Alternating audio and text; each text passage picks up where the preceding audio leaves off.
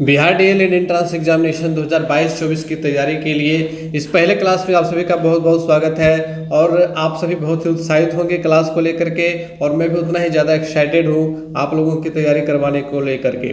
बहुत सारे व्यस्तताओं के बीच आप लोगों के लिए मैंने कुछ समय निकाल करके आप लोगों के लिए सोचा कि कुछ तैयारी करा दी जाए, और पूरी नहीं तो कम से कम आधी तैयारी और जितनी भी इम्पोर्टेंट चीज़ें हैं उसके बारे में ज़रूर बता दिया जाए, ताकि आपकी तैयारी की राह आसान हो जाए और आप अच्छे मार्क्स ला सकें और अच्छे रैंक ला सकें, ताकि आपका एडमिशन सरकारी कॉलेज में हो सके। तो यहाँ पे बहुत सारी चीज़ों को आज मैं आप लोगों को बताऊंगा, जिसमें से सबसे पहली चीज़ ये है कि आपका सिलेबस क्या रहेगा, किस प्रकार से आप कौन कौन से चैप्टर से कौन कौन से यूनिट को पढ़ेंगे, ताकि आपका सवाल वहाँ पे मिसमैच ना हो, आपकी तैयारी बहुत ज़्यादा फास्ट ना हो करके स्मार्ट तरीके से तैयारी आप लोगों को करनी है। और साथ ही दूसरा सबसे जो इम्पोर्टेंट चीज़ है कि आप जब एग्जामिनेशन के लिए जाएंगे तो किस प्रकार से आपके सामने कंप्यूटर पे इंटरफेस आएगा, उसको कैसे आपको हैंडल करना है, वहाँ पे कौन कौन से बटन का क्या क्या फंक्शन होगा, इन सारी चीज़ों को समझेंगे। और साथ ही आज के क्लास में कुछ इंपॉर्टेंट क्वेश्चन आपको देखने को मिलेंगे, तो बने रहेंगे, पूरे क्लास को वॉच करेंगे और एक एक चीज़ को अच्छे से समझते चलेंगे। तो आइए सबसे पहले शुरुआत करेंगे और सिलेबस को समझेंगे। सिलेबस हमारा साइंस का यहाँ पे मैंने तैयार कर लिया है। साइंस में जो आप सिलेबस देखे होंगे आप लोगों ने, हमारा सिलेबस के ऊपर पहले भी वीडियो आ चुका है, और उसमें जो ऑफिशियल नोटिफिकेशन था तो उसके जो अकॉर्डिंग सिलेबस था उसको मैंने पूरा वहाँ पे बता दिया था।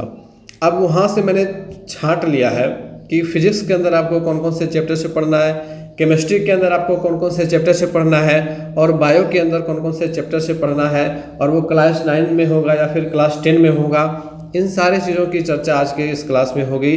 तो आज समझ लीजिए कि आपका साइंस का 90% प्रॉब्लम सॉल्व हो जाएगा, और बाकी की जो समस्याएं होंगी वो केवल ऑब्जेक्टिव क्वेश्चंस को लेकर के होंगी।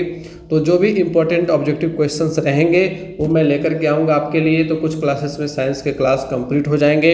इसके बाद जो क्लासेस आएंगे उसमें मैं जो पहला क्लास रहेगा, तो प्रत्येक सब्जेक्ट का, जितने भी सब्जेक्ट से आपके सवाल पूछे जाएंगे, तो प्रत्येक सब्जेक्ट से आपके इस तरह से पहला क्लास में लेकर के आऊँगा, जिससे कि आपको प्रत्येक सब्जेक्ट का 90% कॉन्सेप्ट क्लियर हो जाएगा, बाकी का 10% बच जाएगा आपकी मेहनत का, वो आपको करना है। तो सबसे पहले यहाँ पे आप सिलेबस देख पा रहे हैं। हमारा फिजिक्स का ये जो सिलेबस है, पहला चैप्टर है गति का, और गति से रिलेटेड जितने भी इम्पोर्टेंट टॉपिक हैं गति वाले चैप्टर में जो आपने क्लास 9 में पढ़ा है, आपको वहाँ से चीज़ों को देखना है। आप किसी भी गाइड पे मत जाइए, किसी भी ऑब्जेक्टिव प्रिपरेशन वाले बुक पे मत जाइए, आप सिंपली क्लास 9 और 10 के बुक लीजिए, और वहाँ से आप जितने भी इम्पोर्टेंट टॉपिक हैं उसको केवल आपको देखना है, और उसके अंत में, बुक के अंत में जो ऑब्जेक्टिव क्वेश्चन दिया हुआ रहता है केवल उसको सॉल्व करना है। इतनी सी मेहनत करनी है, बहुत ज़्यादा मेहनत करने की ज़रूरत नहीं है। ऐसा नहीं कि 2-4 गाइड आप मार्केट से खरीद लें और उसमें ऊहा-पोह की स्थिति बनी रहेगी, क्या पढ़ें क्या नहीं पढ़ें। एक चैप्टर से 100 ऑब्जेक्टिव देगा। आपको पता है कि साइंस में आपको कितने सवाल पूछे जाएंगे? साइंस में मात्र 20 सवाल पूछे जाएंगे। कितने सवाल? मात्र 20 सवाल पूछे जाएंगे। और 20 सवाल के लिए आपके सामने जो सिलेबस तैयार करके दिया गया है BSCB के द्वारा, तो इतने सारे चैप्टर हैं, इतने सारे टॉपिक हैं कि अगर एक एक टॉपिक से एक एक सवाल लिया जाए तो 20 सवाल से ज़्यादा हो जाएगा, कम से कम 50 सवाल हो जाएंगे। और जब आप गाइड लेते हैं तो गाइड के अंदर आपको एक चैप्टर से कम 100 सवाल देखने को मिलेंगे। उतने सारे सवालों में से कौन सा सवाल पूछा जाएगा, कौन सा नहीं पूछा जाएगा, ये कहीं निश्चित नहीं है। तो अगर केवल ऑब्जेक्टिव प्रिपरेशन आप करते हैं तो आप बहुत बड़ी गलती कर देंगे। तो इसमें सबसे पहले चीज़ आपको ये समझनी है कि आपको यहाँ पे सिलेबस में जो बताने जा रहा हूँ आप उसे नोट कर लें, ठीक है। उसके बाद आपको ओरिजिनल टेक्स्ट बुक से देखना है, भारतीय भवन का हो, स्टूडेंट्स फ्रेंड्स का हो, या NCERT SCERT का हो, आप किसी भी एक बुक को लें और उससे सारे टॉपिक को डील कर लें। चीज़ें बिल्कुल क्लियर हो जाएंगी और आप बिल्कुल अच्छे मार्क्स प्राप्त करेंगे। तो पहला हमारा है गति, जो कि आपको क्लास 9 के बुक से मिल जाएगा, और इसमें जितने भी टॉपिक है, गति, विस्थापन, वेग, समान वेग, असमान वेग, त्वरण, वेग समय और वेग समय का ग्राफ, गति का समीकरण, ये सब कुछ आपका पढ़ा हुआ है। क्लास 9 में आपने सब कुछ पढ़ा हुआ है, वृत्तीय गति।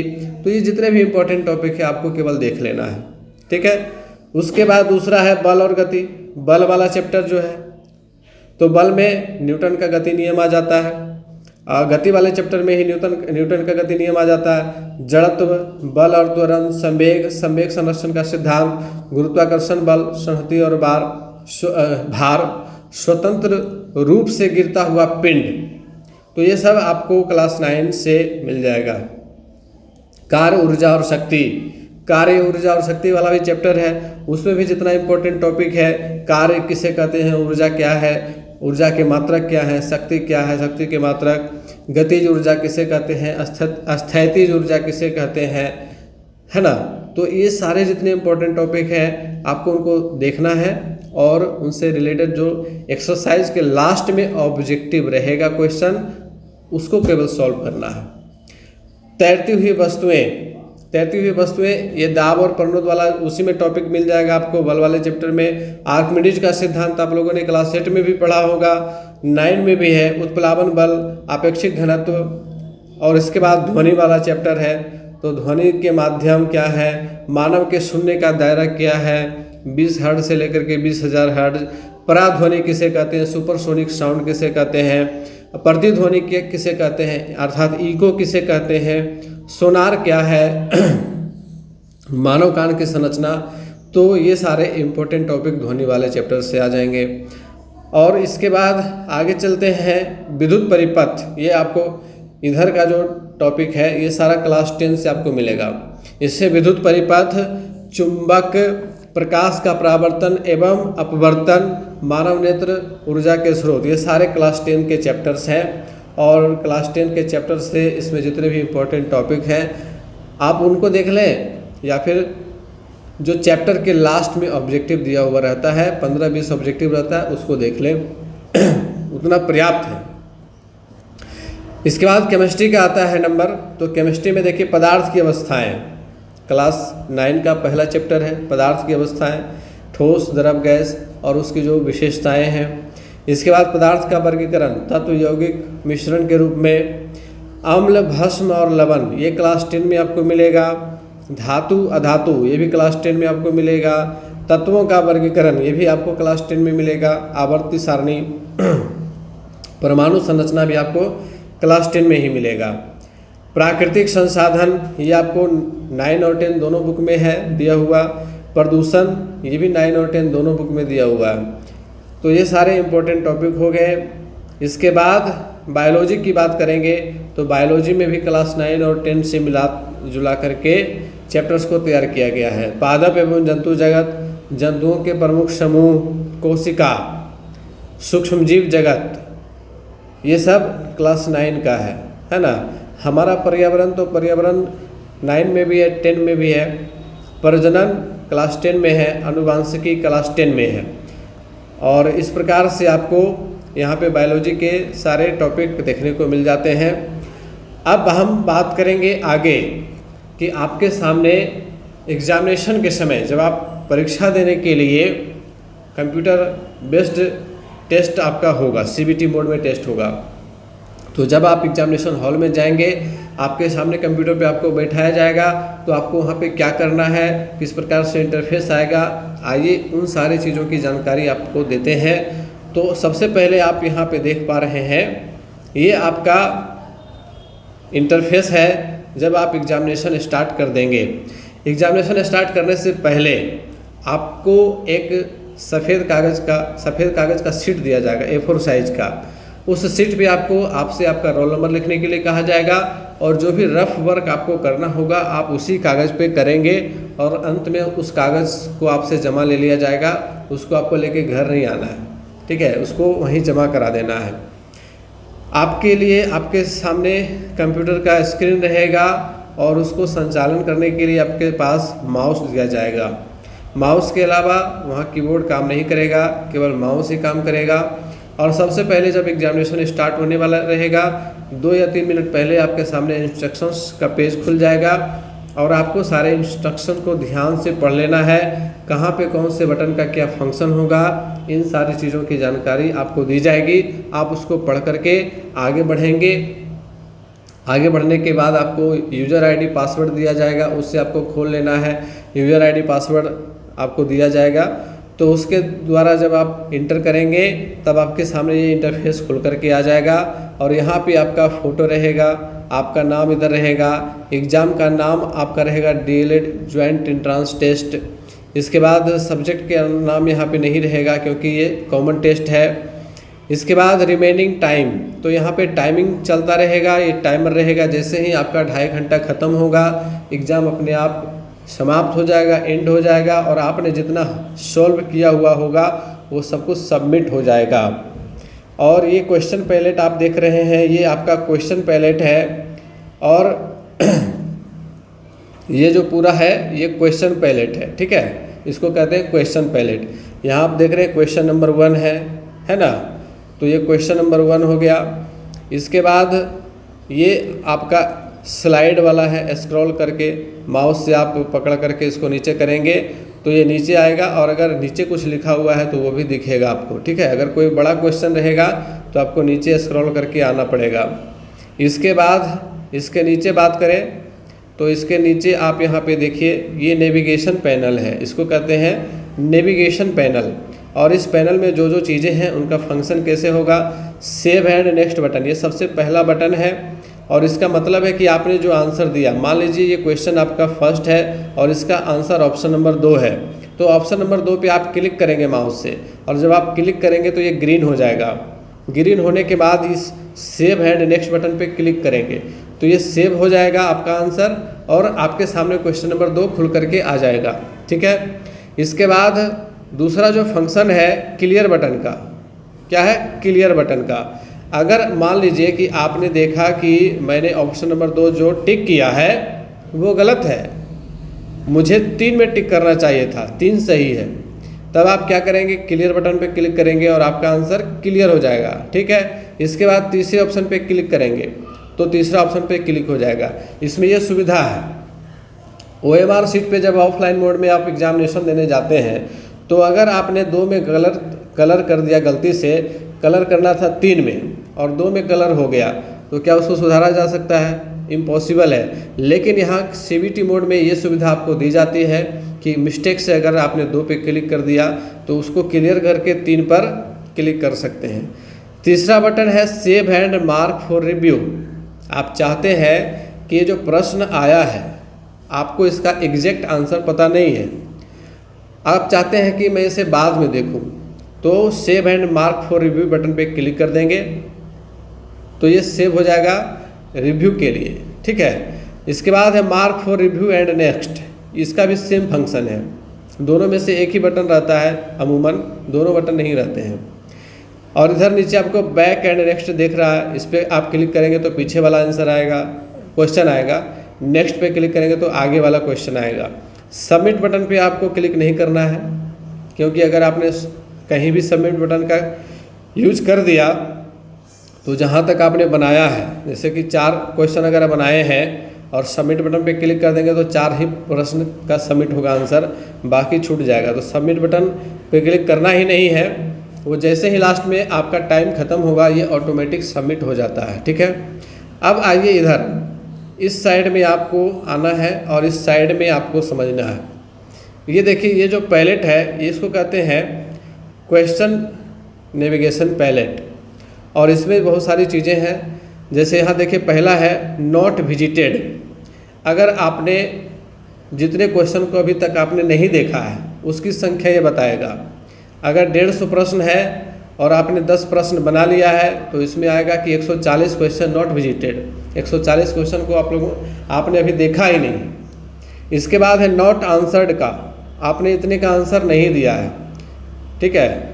इसके बाद है आंसर्ड का, जितना आपने आंसर कर दिया है और सेव कर दिया, सेव एंड नेक्स्ट बटन पे जितनी बार आपने क्लिक किया है वो आपको यहाँ दिखाएगा।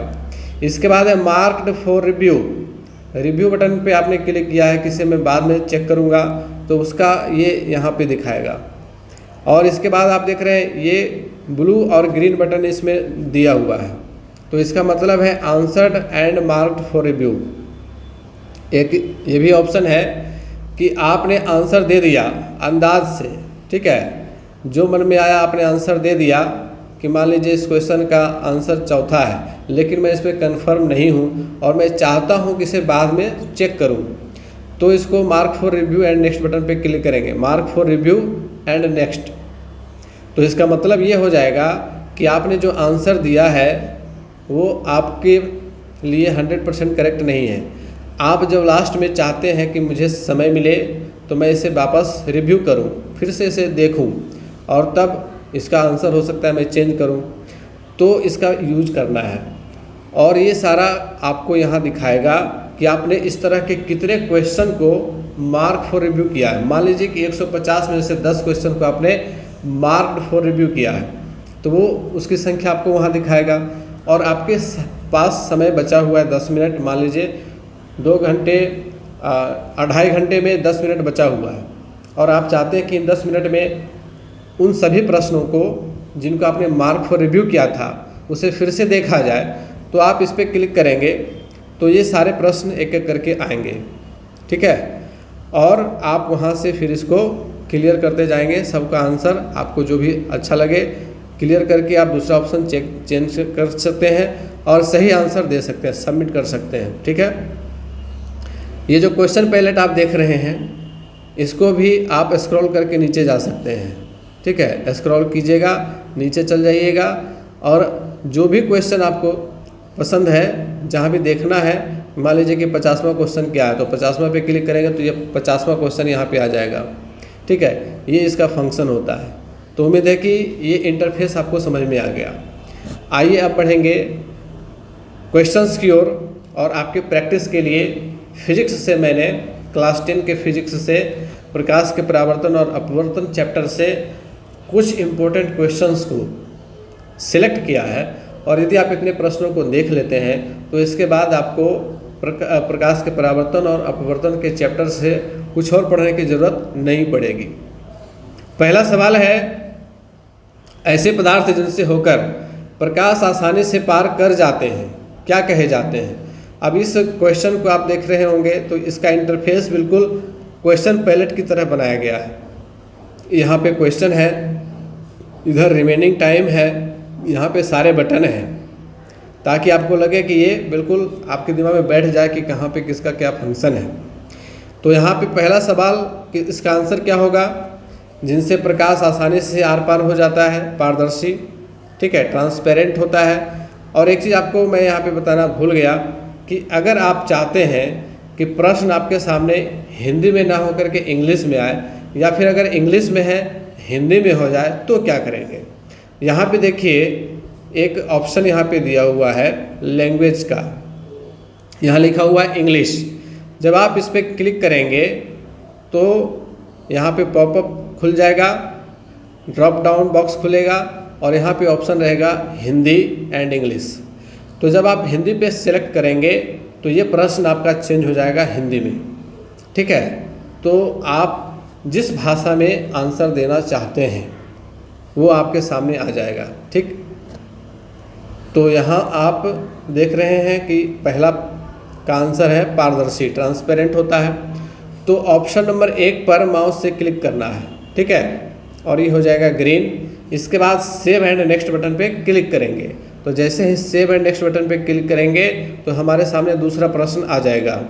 यहाँ पे मैंने आंसर को भी डाल दिया है आपकी सुविधा के लिए, समझाने के लिए। तो ऐसे पदार्थ जिनसे होकर प्रकाश आसानी से आर पार कर जाता है पारदर्शी पदार्थ कहलाते हैं। और इसका उदाहरण हम लोग ले सकते हैं कांच, हवा, शुद्ध जल इत्यादि। अगला प्रश्न है, निम्न में से किस दर्पण के द्वारा किसी वस्तु का वास्तविक प्रतिबिंब मिल सकता है। तो आपने दर्पण में पढ़ा होगा गोलीय दर्पण। कुल मिलाकर के दर्पण 3 प्रकार के होते हैं, समतल, अवतल और उत्तल। तो इनमें से किस दर्पण के द्वारा वास्तविक प्रतिबिंब मिलता है। तो वास्तविक प्रतिबिंब केवल अवतल दर्पण से मिलता है। किस दर्पण के द्वारा, अवतल दर्पण के द्वारा। तो दूसरा ऑप्शन हमारा सही है। दूसरे ऑप्शन पे क्लिक करना है और दूसरे ऑप्शन पे क्लिक करेंगे तो ये हो जाएगा ग्रीन। इसके बाद सेव एंड नेक्स्ट बटन पे क्लिक करेंगे और आपके सामने तीसरा प्रश्न आ जाएगा। तीसरा प्रश्न है, निम्न में से किस दर्पण के द्वारा किसी वस्तु का आभासी प्रतिबिंब प्राप्त किया जा सकता है। आभासी प्रतिबिंब किस दर्पण के द्वारा, समतल के द्वारा, अवतल के द्वारा, उत्तल के द्वारा या फिर तीनों दर्पण के द्वारा। जी हाँ, ये सही आंसर है। तीनों दर्पण के द्वारा हम आभासी प्रतिबिंब प्राप्त कर सकते हैं, है कि नहीं। समतल दर्पण में काल्पनिक प्रतिबिंब बनता ही है। अवतल में भी जब वस्तु फोकस के अंदर चली जाती है तो उसका दर्पण के पीछे बड़ा सा काल्पनिक प्रतिबिंब बनता है, और इसीलिए इसका इस्तेमाल दाढ़ी बनाने के दर्पण के रूप में भी होता है।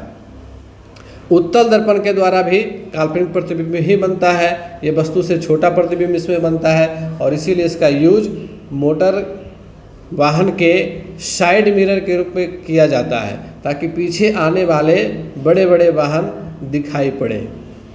तो यहाँ पे चौथा ऑप्शन सही है। चौथा ऑप्शन पे क्लिक करेंगे, सेव एंड नेक्स्ट बटन पे क्लिक करेंगे, आगे बढ़ेंगे। कहाँ पर स्थित होने से वस्तु का प्रतिबिंब अवतल दर्पण के फोकस पर बनता है। अवतल दर्पण आपने देखा है, इस प्रकार से उसका रेखा चित्र बनाया जाता है। ये मुख्य अक्ष हो गया, और ये मान लीजिए फोकस यहाँ पे है, ठीक है, और फोकस की दुगनी वक्रता त्रिज्या होती है। तो कहाँ पर वस्तु स्थित रहेगा ताकि उसका प्रतिबिंब फोकस पर बनेगा? तो इसका सही आंसर है अनंत पर। अनंत से आती हुई किरणें फोकस पर कटती हैं, और फोकस पर ही उसका प्रतिबिंब बनता हुआ प्रतीत होता है। तो चौथा ऑप्शन हमारा यहाँ पे सही हो जाएगा। चौथे ऑप्शन पे क्लिक करेंगे, सेव एंड नेक्स्ट बटन पे क्लिक करेंगे। अवतल दर्पण की फोकस दूरी उसकी वक्रता त्रिज्या की दुगनी होती है, आधी होती है, चौथाई होती है या बराबर होती है। तो फोकस दूरी वक्रता त्रिज्या की आधी होती है ना। आपने फॉर्मूला पढ़ा होगा, F बराबर R/2 या 2F बराबर R, है ना। तो यहाँ पे दूसरा ऑप्शन सही है। दूसरे ऑप्शन पे क्लिक करेंगे, सेव एंड नेक्स्ट बटन पे क्लिक करेंगे। अगर आपको हमारे क्लास अच्छे लग रहे हैं तो निश्चित रूप से लाइक करेंगे, और अपने जितने भी साथी को आप जानते हैं जो आपके साथ DLED एंट्रेंस एग्जामिनेशन की तैयारी कर रहे हैं, आपने अगर व्हाट्सएप ग्रुप बनाया हुआ है वहाँ पे आप शेयर कर दें, अपने फेसबुक पेज पे शेयर कर दें। जितने ज़्यादा शेयर आप करेंगे उतने ही विद्यार्थियों का भला होगा, उतने ही विद्यार्थियों का लाभ होगा। तो बिल्कुल निश्चित रूप से शेयर करें, और चैनल पर नए हैं तो सब्सक्राइब कर लें, ताकि हमारे जितने भी DLED एंट्रेंस एग्जामिनेशन से रिलेटेड क्लासेस आएंगे उनका नोटिफिकेशन आपको मिल जाए, ठीक है। आइए बढ़ते हैं आगे। अगला सवाल है, मोटर गाड़ी के चालक के सामने लगा रहता है समतल दर्पण, उत्तल दर्पण, अवतल दर्पण, एक पतला सा लेंस। तो अभी हमने इसकी चर्चा की कि उत्तल दर्पण लगा रहता है, उत्तल दर्पण। तो यहाँ पे दूसरा ऑप्शन हो जाएगा सही, ठीक है। तो दूसरे ऑप्शन पे क्लिक करेंगे, सेव एंड नेक्स्ट बटन पे क्लिक करेंगे, आगे बढ़ेंगे। उत्तल दर्पण द्वारा बना प्रतिबिंब कैसा होता है? उत्तल दर्पण द्वारा बना प्रतिबिंब कैसा होता है? काल्पनिक और उल्टा, काल्पनिक और सीधा, वास्तविक और उल्टा, वास्तविक और सीधा। तो देखिए, जब भी काल्पनिक प्रतिबिंब बनेगा, काल्पनिक प्रतिबिंब जब भी बनता है तो वो सीधा बनता है, ना कि उल्टा बनता है। और जब भी उल्टा प्रतिबिंब बनता है, उल्टा प्रतिबिंब जब भी बनेगा तो वो वास्तविक बनेगा, रियल इमेज होगा। और जब भी सीधा प्रतिबिंब बनेगा तो वो वर्चुअल इमेज होगा, यानी काल्पनिक प्रतिबिंब होगा। इस चीज़ को आप दिमाग में बैठा लेंगे। तो उत्तल दर्पण के द्वारा प्रतिबिंब बनता है काल्पनिक, और जब काल्पनिक प्रतिबिंब बनेगा तो वो होगा हमेशा सीधा। दूसरा ऑप्शन हो जाएगा हमारा सही। दूसरे ऑप्शन पे क्लिक करेंगे, सेव एंड नेक्स्ट बटन पे क्लिक करेंगे, आगे बढ़ेंगे। एक गोलीय दर्पण द्वारा बने प्रतिबिंब का आवर्धन m ऋणात्मक है। इसका अर्थ यह है कि प्रतिबिंब वस्तु से छोटा है, वस्तु से बड़ा है, सीधा है या फिर उल्टा है।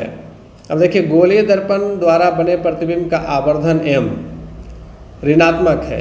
दर्पण के आवर्धन से संबंधित ये सवाल है। तो दर्पण के आवर्धन m बराबर क्या होता है? -v/u, ठीक है। तो यहाँ पे क्या कर रहा है कि आवर्धन ऋणात्मक है। इसका अर्थ यह है कि प्रतिबिंब क्या है? तो जब ऋणात्मक प्रतिबिंब बन रहा है, ऋणात्मक तब बनेगा जब वो उल्टा होगा, ठीक है। आपने अक्ष देखा है, अक्ष आपने समझा होगा फिजिक्स के अंदर। और जब भी वस्तु का प्रतिबिंब बनता है किसी भी दर्पण पर, तो वो या तो सीधा बनेगा या फिर उल्टा बनेगा। और जब भी सीधा बनेगा तो ऊपर की ओर बनेगा और ऊपर होता है प्लस, ठीक। और जब भी नीचे बनेगा यानी उल्टा बनेगा तो वो हो जाएगा माइनस। तो जब भी ऋणात्मक आ रहा है आवर्धन तो इसका मतलब है कि प्रतिबिंब उल्टा है। कैसा है? उल्टा है। तो चौथा ऑप्शन यहाँ पे हो जाएगा सही हमारा। चौथे ऑप्शन पे क्लिक करेंगे, सेव एंड नेक्स्ट बटन पे क्लिक करेंगे, आगे बढ़ेंगे। सर्च लाइट का परावर्तक सतह कैसा होता है? आपने सर्च लाइट देखा, टॉर्च की तरह ही होता है, लेकिन वो बहुत ज़्यादा मात्रा में प्रकाश फैलाता है। तो उसमें जो परावर्तक सतह लगाई जाती है वो किस चीज़ का होता है? उत्तल होता है, अवतल होता है, समतल होता है, या फिर कोई नहीं। तो सर्च लाइट का जो परावर्तक सतह होता है वो अवतल होता है, क्योंकि अपसारी होने के कारण यह फैला देता है। अगला प्रश्न है, निम्न में से किसका अपवर्तनांक सबसे अधिक है? अपवर्तनांक सबसे अधिक किसका है? वायु का, बर्फ का, कांच का, हीरा का। तो हीरे का अपवर्तनांक सबसे अधिक है, इस चीज़ को याद रखेंगे। चौथा ऑप्शन हमारा यहाँ सही है। आगे बढ़ेंगे उससे पहले यदि आपको हमारा क्लास पसंद आ रहा है तो लाइक कर देंगे। यदि आपने अभी तक अपने साथियों तक शेयर नहीं किया है तो शेयर कर लेंगे। शेयर बटन पे क्लिक कीजिए, इसके बाद आपके सामने ऑप्शन खुल करके आ जाएगा। आप व्हाट्सएप पे शेयर करना चाहते हैं, फेसबुक पे शेयर करना चाहते हैं, जहाँ भी आप शेयर करना चाहते हैं वहाँ आप कर सकते हैं। और चैनल पे नए हैं तो सब्सक्राइब कर लेंगे ताकि आने वाले सभी क्लासेस के नोटिफिकेशन आपको मिल सके, इसका बेनिफिट आप ले सकें। और इतनी अच्छी क्लासेस आपको बिल्कुल फ्री ऑफ कॉस्ट यूट्यूब पे कहीं नहीं मिलेगा। आगे बढ़ेंगे, क्वेश्चन नंबर 11 लेते हैं। दंत चिकित्सक के द्वारा किस दर्पण का उपयोग किया जाता है? किस दर्पण का उपयोग दांत वाले डॉक्टर करते हैं मरीजों के दांत को चेक करने में? तो वे अवतल दर्पण का यूज करते हैं, क्योंकि अवतल दर्पण में जब काल्पनिक प्रतिबिंब बनेगा तो वस्तु से कई गुना बड़ा बनता है और दांत में कहीं भी अगर कुछ दिक्कत है, कुछ परेशानी है, कुछ गंदगी है तो वो दिख जाती है दर्पण के अंदर। तो यहाँ पे अवतल दर्पण सही हो जाएगा। दूसरा ऑप्शन पे क्लिक करेंगे, नेक्स्ट बटन पे क्लिक करेंगे, आगे बढ़ेंगे, सेव एंड नेक्स्ट। समतल दर्पण की फोकस दूरी क्या होती है? समतल दर्पण आपने देखा है, सिंपल मिरर, प्लेन मिरर इसको कहते हैं, और आईने के रूप में हम लोग अपने घर में इसका इस्तेमाल करते ही हैं। तो समतल दर्पण की फोकस दूरी क्या होती है? समतल दर्पण की फोकस दूरी अनंत होती है, इन्फिनिटी। पहला ऑप्शन सही है। सेव एंड नेक्स्ट बटन पे क्लिक करते हैं, आगे बढ़ते हैं। प्रकाश की चाल निर्वात में क्या है? प्रकाश की चाल आपको याद रखनी है, काफ़ी इंपॉर्टेंट क्वेश्चन है और ये पूछा जा सकता है। तो देखिए, प्रकाश की चाल 3 लाख किलोमीटर प्रति सेकेंड है। 3 लाख, सॉरी यहाँ पे सेकेंड हो जाएगा, 3 लाख किलोमीटर पर सेकेंड, ठीक है, इस चीज़ को याद रखेंगे। और अगर इसको किलोमीटर को मीटर में बदलते हैं तो 3 × 10⁸ हो जाएगा। इन पे 8 जीरो है ना, 3 × 10⁸ मीटर प्रति सेकेंड और 3 लाख किलोमीटर प्रति सेकेंड, ये दो ऑप्शन सही हो सकता है। तो जहाँ पे किलोमीटर प्रति सेकेंड दिया हुआ रहेगा तो वहाँ 3 लाख देंगे, और जहाँ मीटर प्रति सेकेंड रहेगा तो 3 × 10⁸ मीटर पर सेकेंड हो जाएगा, ठीक है। और किलोमीटर में इसको अगर लिखेंगे तो 3 × 10⁵ किलोमीटर पर सेकेंड, ठीक है। तो तीसरा ऑप्शन यहाँ सही है। तीसरे ऑप्शन पे क्लिक कर देंगे और सेव एंड नेक्स्ट बटन पे क्लिक करके आगे बढ़ेंगे। एक गोलीय दर्पण की फोकस दूरी +20 सेंटीमीटर है। कितनी है? +20 सेंटीमीटर है। तो यह कौन सा दर्पण है? फोकस दूरी प्लस में है, ठीक है। तो फोकस दूरी किस दर्पण का प्लस में होता है? आपने देखा, ये दर्पण है अवतल और इसकी फोकस दूरी यहाँ पे है। ये दर्पण उत्तल है और उत्तल दर्पण की फोकस दूरी होती है इधर। तो जब अक्ष के दाहिने तरफ अगर फोकस दूरी हो, यानी कि x अक्ष पे हो, ठीक है, तो वो प्लस में हो जाती है। और जब बाई अक्ष पर इधर बाएं ओर रहेगी, मूल बिंदु से बाएं, मूल बिंदु से दाएं रहने पर प्लस में, और मूल बिंदु से बाएं रहने पे माइनस में। तो यहाँ पे प्लस बता रहा है, तो इसका मतलब ये है कि वह उत्तल दर्पण है। कौन सा दर्पण है? उत्तल दर्पण। पहला ऑप्शन हमारा यहाँ पे सही हो जाएगा। पहले ऑप्शन पे क्लिक करेंगे, नेक्स्ट बटन पे क्लिक करेंगे। अगला प्रश्न है, तैलीय कागज कैसा होता है? पारदर्शक, अपारदर्शक, पारभाषक या फिर इनमें से कोई नहीं। देखिए, वस्तु 3 प्रकार के होते हैं प्रकाश के आवागमन के दृष्टिकोण से।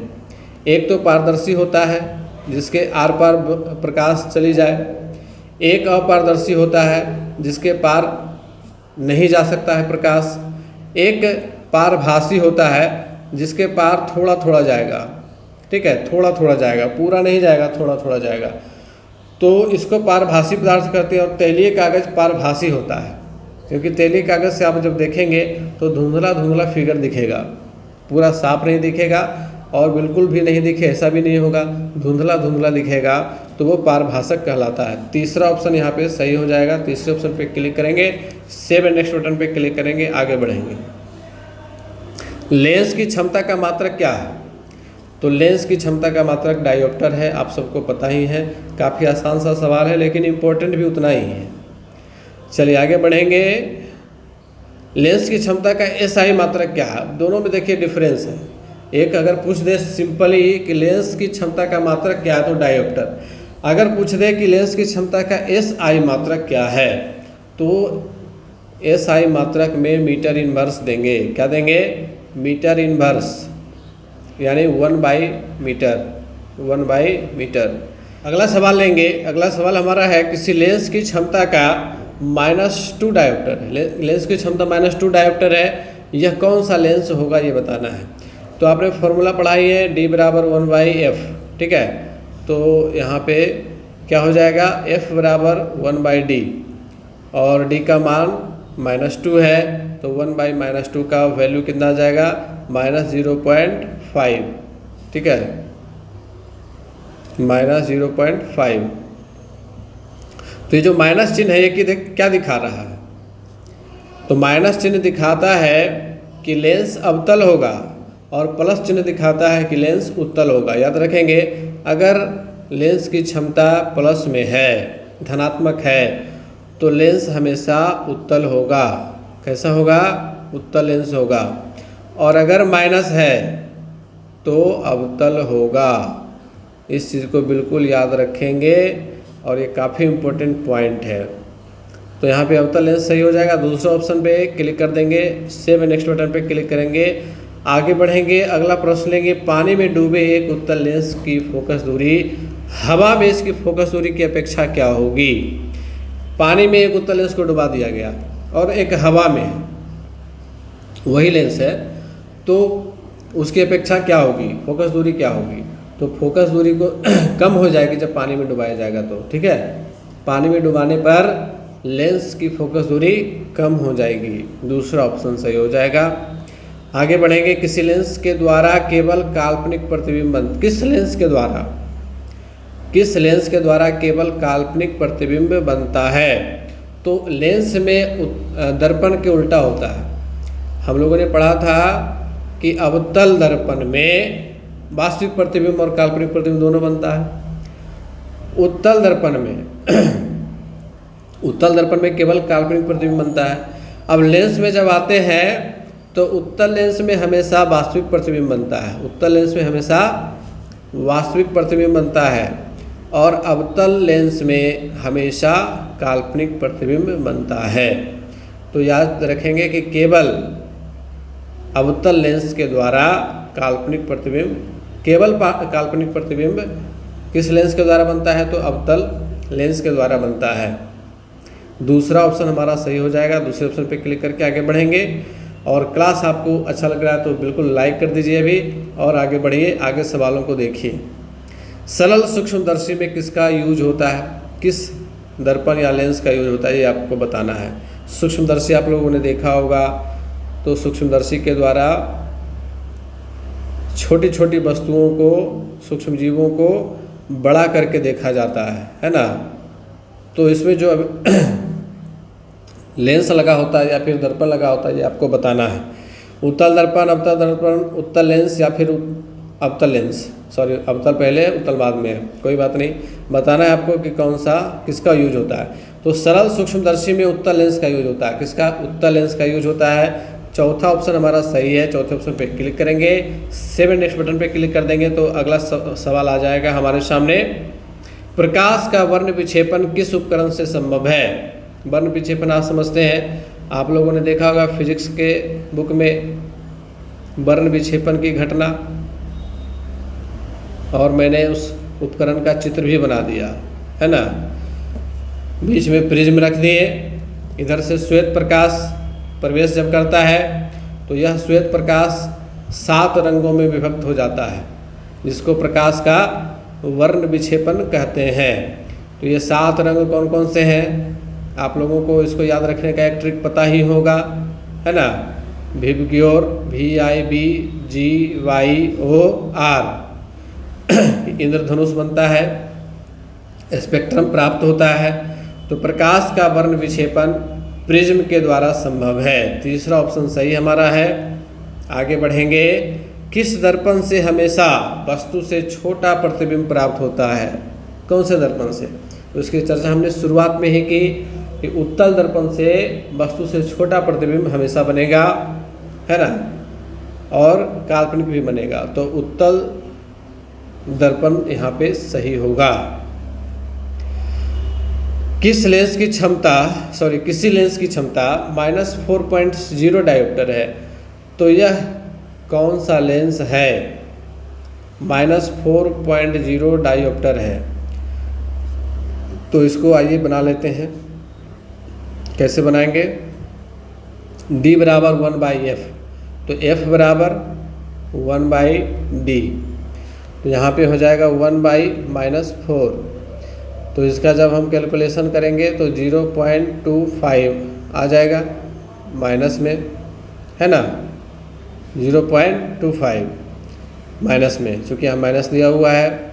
और हमने पिछले सवालों में चर्चा की कि जब भी लेंस की क्षमता माइनस में होगी तो वह कौन सा दर्पण होगा?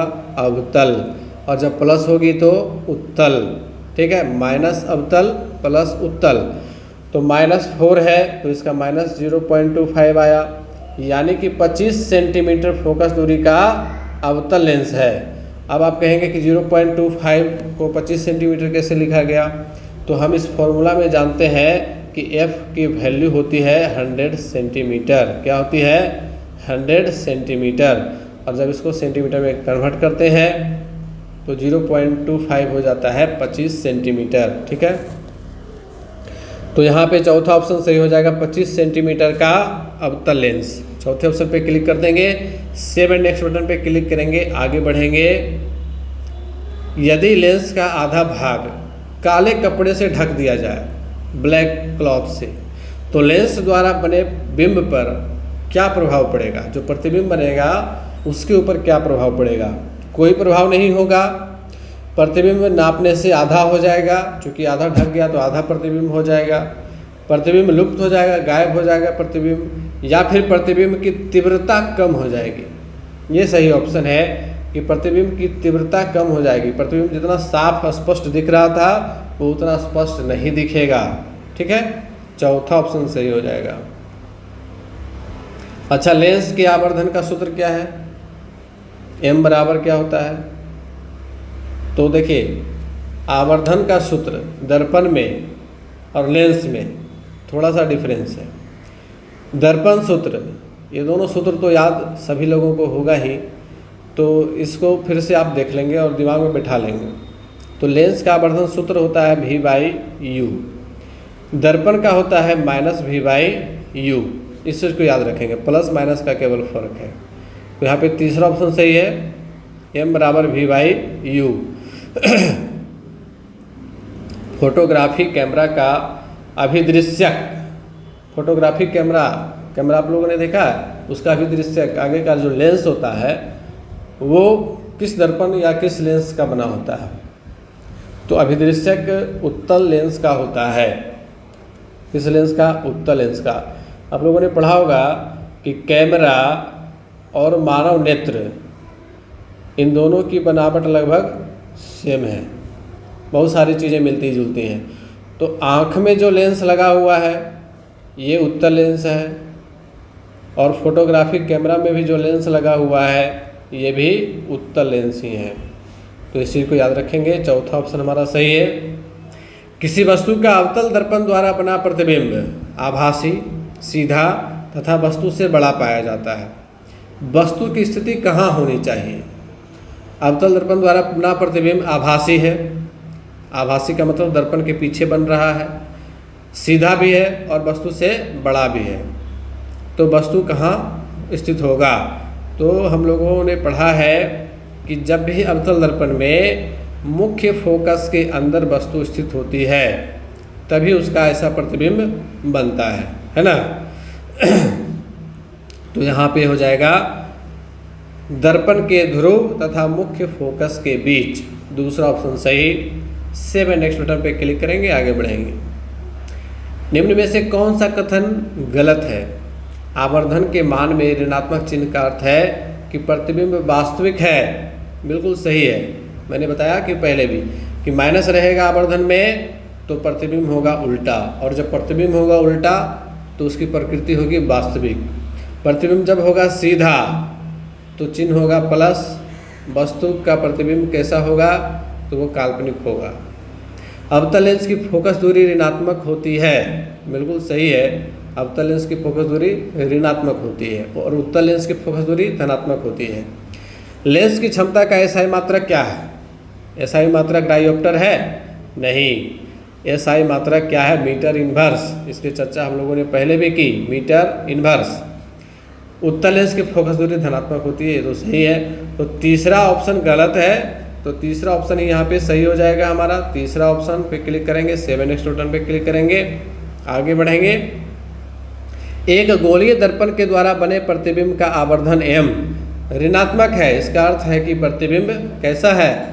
तो प्रतिबिंब उल्टा है। कैसा है? उल्टा है। पहला ऑप्शन सही हो जाएगा। 7 नेक्स्ट बटन पे क्लिक करेंगे, आगे बढ़ेंगे। और आज के इस क्लास में प्रकाश के परावर्तन एवं प्रकाश के अपवर्तन से जितने भी महत्वपूर्ण टॉपिक थे उनसे जुड़े हुए सवाल आप लोगों ने देखे। इसके आगे और भी जो भी फिजिक्स क्लास 10 से चैप्टर से रिलेटेड रहेगा उसके ऊपर क्लास आएगा, 9 वाला भी आएगा। जितने भी इम्पोर्टेंट टॉपिक रहेंगे उनके ऊपर क्लासेस मैं लेकर के आऊँगा।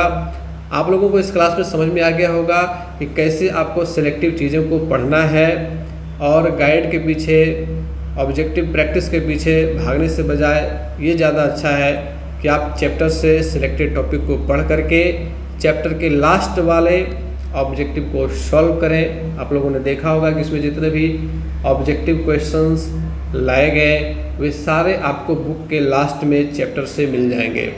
उम्मीद है कि क्लास आपको पसंद आया है। क्लास आपको पसंद आया होगा तो निश्चित रूप से लाइक कर देंगे, अपने अधिक से अधिक साथियों तक शेयर भी कर देंगे ताकि वे सभी इसका लाभ ले सकें। हमारे सारे क्लासेस इसी तरह से आते रहेंगे, बिल्कुल फ्री ऑफ कॉस्ट, कोई किसी प्रकार का शुल्क इसमें नहीं देना आपको। और चैनल को सब्सक्राइब कर लेंगे ताकि आने वाले क्लासेस के नोटिफिकेशन आपको मिलते रहें। तो मिलते हैं फिर से अगले क्लास में, तब तक के लिए गुड बाय, टेक केयर।